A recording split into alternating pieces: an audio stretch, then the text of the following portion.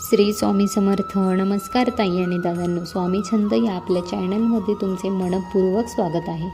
तर श्रावण महिना सुरू झाला की आपल्याला सगळ्यांना वेध लागतो ते म्हणजे नागपंचमीचे. श्रावण महिन्यातला पहिला सण म्हणजे नागपंचमी. दरवर्षी श्रावण शुक्ल पंचमीला म्हणजे श्रावणाला सुरुवात झाली की 5व्या दिवशी नागपंचमीचा सण साजरा केला जातो. प्रत्येक माहेरवाशिणीचा आणि प्रत्येक स्त्रियांच्या आवडीचा सण म्हणजे नागपंचमी. या दिवशी नागोबाची पूजा केली जाते. नागदेवता हे शिवाच्या गळ्यातील अलंकार मानला जातो. या दिवशी नागोबाची पूजा केल्यामुळे सुख, सौभाग्य, उत्तम आरोग्य आणि धनप्राप्ती होते असे म्हणतात. तर आजच्या व्हिडिओमध्ये मी तुम्हाला नागपंचमीची पूजा अतिशय साध्या सोप्या पद्धतीने कशी करायची, वारूळ नसेल तर तुम्ही घरीच पूजा कशी करू शकता, या दिवशी कोणत्या गोष्टींना खूप मोठा मान आहे, या दिवशी विशेष करून कोणता नैवेद्य दाखवला जातो, कोणता मंत्र म्हणावा आणि या दिवशी आपल्याला काही नियमांचे पालन करावं लागतं. कारण नागपंचमीच्या दिवशी अशी काही कामं आहेत की ती या दिवशी केली जात नाहीत. तर अशी संपूर्ण माहिती तुम्हाला या व्हिडिओमध्ये मिळेल. त्यासाठी व्हिडिओ स्किप न करता शेवटपर्यंत पहा. लगेच व्हिडिओला सुरुवात करूया. तर यंदा सोमवार दिनांक 17 ऑगस्ट 2026 रोजी नागपंचमीचा सण आला आहे आणि योगायोग म्हणजे यावर्षी पहिला श्रावणी सोमवार व नागपंचमी हे एकाच दिवशी आलेले आहेत. हा दुर्मिळ योगायोग आहे. खूप मोठा दिवस आहे आणि या दिवसाचे महत्त्व देखील खूप आहे. यावरती सेपरेट व्हिडिओ आलेला आहे, तो देखील तुम्ही नक्की पहा. तर बघा, या नागपंचमीच्या दिवशी नागाची पूजा करण्याची परंपरा वर्षानुवर्षे चालत आलेली आहे. त्यामुळे अजूनही बरेच लोक नागाची पूजा करताना दिसतात. नागाला शेतकऱ्याचा मित्र म्हणतात, त्यामुळे शेतकरी लोकसुद्धा अगदी उत्साहाने आनंदाने नागपंचमीचा सण साजरा करतात. तर नागपंचमीच्या दिवशी नागाची पूजा करण्याची पद्धत बऱ्याच ठिकाणी वेगवेगळी आहे. काही जण पाटावर हळद, चंदनाने नाग-नागिन आणि त्यांच्या पिल्लांचे चित्रण काढून पूजा करतात, तर काही जण मातीची नागाची मूर्ती बनवून पूजा करतात. त्याचबरोबर काही जण नाग-नागिन आणि त्यांची पिल्ले अशी वंशावळ काढून पूजा करतात. तर काही ठिकाणी पाटावर तांदळाने सुद्धा नाग-नागिन आणि पिल्लांची चित्रे काढून पूजा केली जाते. अशा अनेक वेगवेगळ्या पद्धतीने नागोबाची पूजा केली जाते. तुमच्या भागामध्ये जशी पद्धत आहे तुम्ही त्यानुसार करू शकता. शेवटी भाव महत्त्वाचा आहे. पण बऱ्याच ठिकाणी असा एक कागद मिळतो ज्याला नागोबाचा कागद किंवा नागर नरसोबाचा कागद म्हणतात. हा कागद तुम्हाला नागपंचमीच्या 1-2 दिवस आधी किंवा श्रावण महिन्यामध्ये बाजारामध्ये किंवा किराणा दुकानामध्ये सहज मिळून जाईल. अगदी आमच्या भागात पण नागपंचमीच्या दिवशी असा कागद चिटकावून त्याची पूजा केली जाते. नागपंचमीची पूजा अतिशय साधी सोपी. त्यासाठी तुम्हाला नाग नरसोबा चित्र असलेला कागद घ्यायचा आहे.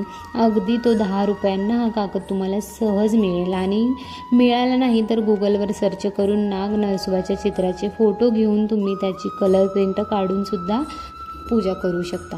हा कागद बरेच जण श्रावण महिना सुरू होण्यापूर्वी किंवा श्रावण महिन्याला सुरुवात झाली की पहिल्याच दिवशी आपल्या देवघरामध्ये चिटकवतात किंवा काही जण नागपंचमीच्या दिवशी हा कागद लावून त्याची पूजा करतात.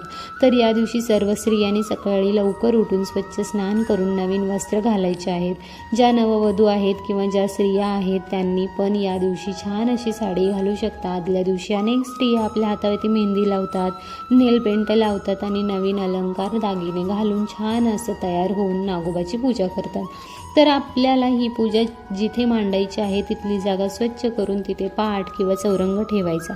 त्यावरती नवीन कोरं वस्त्र टाकायचं. कोणतीही पूजा आपण अग्नीच्या साक्षीने करतो, त्यामुळे प्रथम दिवा लावून दिव्याची पूजा करून घ्यायची.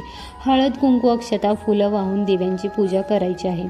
नमस्कार करायचा आहे आणि त्यानंतर आपण गणेश पूजन करणार आहोत.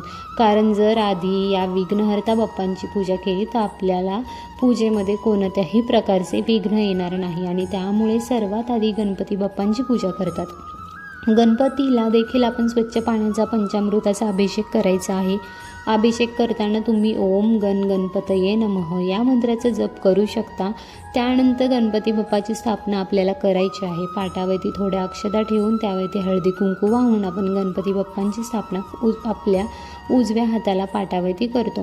त्यानंतर त्याची पूजा करायची. गणपतीला चंदन, हळदी कुंकू, अक्षता, फुलं अर्पण करायची. गणपतीला प्रिय असणाऱ्या दुर्वा अर्पण करायच्या आहेत. गुळ खोबऱ्याचा नैवेद्य ठेवायचा आहे. मनोभावे नमस्कार करायचा आहे. त्यानंतर आपण नागदेवतेची पूजा करणार आहोत. तर त्यासाठी जर तुमच्याकडे धातूची नागोबाची मूर्ती असेल तर त्या मूर्तीवर स्वच्छ पाण्याने दुधाने अभिषेक करायचा आहे. तुम्ही मातीची मूर्ती पण बनवू शकता. तुमच्याकडे नसेल तर किंवा तुमच्या भागात जशी पद्धत असेल चित्र काढण्याची, रांगोळीने, तांदळाने किंवा हळद चंदनाने किंवा फक्त तो कागद चिटकावून त्याची जरी पूजा केली ना तरीसुद्धा चालतं.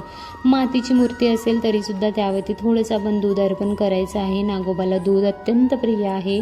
दूध अर्पण करताना किंवा अभिषेक करताना ओम अष्टकुल नाग नागोबा नमः किंवा ओम नागदेवताय नमो नमः हा मंत्र तुम्ही म्हणू शकता किंवा आपण नागदेवतेची स्थापना केलेला कागद चिटकावून घ्या. तुम्ही तुमच्या देवघरामध्ये सुद्धा हा कागद चिटकावू शकता. यामध्ये पहिले चित्र असतं जे दिसत आहे ते नरसिंहाचं आहे. हा विष्णूचा अवतार आहे. तर याची पूजा आपल्याला गुरुवारी करता येईल. आणि त्याच्याच बाजूला नागाचं चित्र आहे.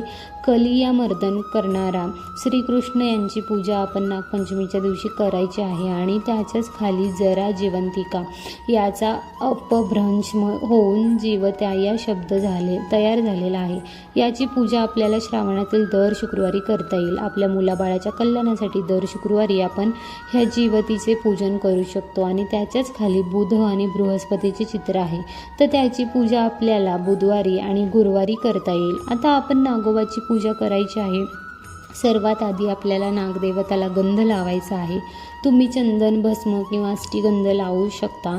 पूर्वीच्या काळी गावाकडे स्त्रिया नागपंचमीला वारुळाची पूजा करायला जायच्या. अजूनही जिथे वारुळ असतील तिथे जातात. असंही पण शहरी भागात बऱ्याच ठिकाणी वारुळे नसतात. तर त्यांनी अशीच घरी पूजा करू शकता. नागोबा, नरसिंह, बुध आणि बृहस्पती यांना गंध लावायचा आहे. आणि ज्या स्त्रिया आहेत त्यांना आपण हळदी कुंकू लावायचं आहे. स्वतःला देखील हळदी कुंकू लावून घ्यायचं आहे. त्यानंतर नागोबाला कापसाची वस्त्रमाळा घालायची आहे. आणि या दिवशी कापसाची वस्त्रमाळा अवश्य घाला. पूजेसाठी कापसाची वस्त्रमाळा आणि धागा या दोन्ही गोष्टी खूप महत्त्वाच्या आहेत. तर हा धागा बनवण्यासाठी आपल्याला पांढरे सूत किंवा पांढरा दोरा घ्यायचा आहे. तो आपल्या गळ्यामध्ये बसेल इतक्या आकाराचा 5 किंवा 7 पदरी करायचा आहे. त्याला ओली हळद लावून आपण तो पिवळा करायचा आहे. असा हळदीने पिवळा केलेला दोरा या दिवशी खूप महत्त्वाचा असतो. याला आमच्या भागामध्ये पोत असे म्हणतात. तुमच्या भागामध्ये काही वेगळा शब्द असेल तर मला नक्की कमेंटमध्ये सांगा. तर अशा प्रकारे 4 ते 5 दोरे आपल्याला करायचे आहेत. ते नागोबाला घालायचे आहेत. वारुळाची पूजा करणार असेल तर ते वारुळावरती ठेवायचे आहेत. मातीच्या नागाची मूर्ती असेल तर त्या मूर्तीला सुद्धा घालू शकता. अनेक गावामध्ये नागोबाच्या मातीची मूर्ती केली जाते. तिथे नागोबाचा मातीचा मोठ केला जातो आणि तिथे जाऊन काही स्त्रिया पूजा करतात. तर त्या ठिकाणी पण आपण हे दोरे द्यायचे आहेत आणि तिथले दोरे घेऊन यायचे असतात. आणि त्यानंतर मग घरी आल्यावर प्रत्येक व्यक्तीच्या हातात किंवा गळ्यात बांधले जातात. खास करून तुमच्या घरामध्ये लहान मुले असतील तर त्यांना तुम्ही हातावरती किंवा गळ्यामध्ये हा दोरा बांधू शकता. त्यानंतर अक्षता, फुलं व्हायची आहेत. त्यानंतर या पूजेत महत्त्वाचे असतात ती आघाड्याची पाने. तुम्ही आघाड्याची माळ पण करू शकता. आघाडा, दुर्वा आणि फुले घालून माळ तयार करू शकता आणि ती माळ आपल्याला नागोबाला घालायची आहे. किंवा माळ बनवली नसेल तर आघाडा, दुर्वा, फुले अर्पण देखील करू शकता. या कागदावर नागपंचमी आहे म्हणून नागोबाचीच नव्हे तर या कागदावर जे काही देवी देवता आहेत त्या सर्वांची पूजा आपल्याला या दिवशी करायची आहे. नागदेवतेला प्रार्थना करा की माझ्या संपूर्ण घराचं रक्षण कर. जीवतीला प्रार्थना करा की माझ्या मुलांना उदंड आयुष्य, उत्तम आरोग्य लाभू दे. ही जीवतीची पूजा आपण आपल्या मुलासाठी आयुष्य, आरोग्य तसेच सुख समृद्धीसाठी करत असतो. त्यामुळे शक्य झालं तर श्रावणातील दर शुक्रवारी आपण ह्या जीवतीची पूजन करून आपल्या मुलांना औक्षण देखील करायचं आहे. पूजा करून झाल्यावर नागोबाला नैवेद्य दाखवायचा आहे. नैवेद्यामध्ये जास्त मान आहे तो म्हणजे दूध. ज्वारीच्या लाह्या आणि फुटाण्याचा त्यातल्या त्यात दूध आणि ज्वारीच्या लाह्या खूप महत्त्वाच्या आहेत. या दिवशी तुम्हाला बाजारामध्ये सहज मिळून जातील लाह्या आणि फुटाणे. त्यामुळे तुम्ही अवश्य त्याचा नैवेद्य नागोबाला दाखवा कारण या दिवशीच याचा जास्त महत्त्व आहे. तसेच या दिवशी नागाला दूध अर्पण केल्याने पुण्य प्राप्त होतं असं म्हणतात. नागोबाला नैवेद्य दाखवल्यानंतर धूप दीप ओवाळायचा आहे. संपूर्ण कुटुंबाच्या रक्षणासाठी प्रार्थना करायची आहे. येत असेल तर गायत्री मंत्र पण म्हणू शकता. भुजंगेशाय विघ्नेः सर्पराजाय धीमहि तन्नो नाग प्रचोदयात. हा गायत्री मंत्र आहे. तसेच नागपंचमीला दूध आणि लाह्याबरोबर पुरणाचे दिंड आणि कानवलेचा सुद्धा एक मान असतो. काही जण पातोळ्या पण दाखवतात. कानवले म्हणजे एक प्रकारची करंजीच असते, फक्त त्या न तळता उकडलेल्या असतात किंवा भाजलेल्या असतात. आणि पुरणाचे दिंड म्हणजे गव्हाच्या कणकेची छोटी चपाती लाटून त्यामध्ये पुरण भरले जाते आणि त्याची घडी करून ते सुद्धा वाफवले जातात. अशा प्रकारे कानवले, पातोळ्या किंवा पुरणाच्या दिंडाचा नैवेद्य दाखवला जातो. कारण नागपंचमीच्या दिवशी तवा कढईत ठेवत नाहीत, त्यामुळे असे पदार्थ बनवतात. असं म्हणतात की या दिवशी काही भाजायचे नाही, तळायचे नसते.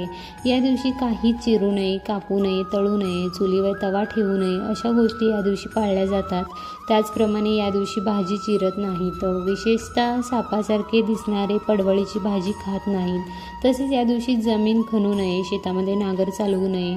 शेतकऱ्याने या दिवशी शेतामध्ये कोणत्याही प्रकारची कामे करू नयेत. अशी काही कामं करणं नागपंचमीच्या दिवशी वर्ज्य मानलं जातं. कारण या दिवशी आपल्या हातून कोणत्याही जीवाची हानी होऊ नये हाच उद्देश असतो. त्याचबरोबर केस कापणे, दाढी करणे, नखे कापणे या गोष्टी पण करणं कटाक्षाने टाळाव्यात. या उलट स्त्रियांनी छान असं नटून थटून झाडाला झोके घेऊन या सणाचा आनंद घेऊ शकता. अशा प्रकारे नागोबाची पूजा झाल्यानंतर नागोबाला मनोभावे नमस्कार करा, प्रार्थना करा, नागाप्रती कृतज्ञता व्यक्त करा आणि पूजा झाल्यावर तो कागद तुम्ही विसर्जन करू शकता किंवा श्रावण अमावस्येला म्हणजे श्रावण महिन्यातल्या शेवटच्या दिवशी पण तुम्ही विसर्जन केला तरी सुद्धा चालेल. नागपंचमीची दिवशी नागोबाची पूजा केल्यावर आपल्या कुंडलीतील कालसर्पदोष दूर होतो. त्याबरोबरच आपल्या घरामध्ये कुटुंबाचे सापाची भीती राहत नाही. तसेच हमे सुख, सौभाग्य, उत्तम आरोग्य आणि धनप्राप्ती होते. त्यामुळे आपल्याला जसं शक्य होईल त्या पद्धतीने या दिवशी नागोबाची पूजा अवश्य करायची आहे. ही माहिती तुम्हाला कशी वाटली मला कमेंटमध्ये नक्की सांगा.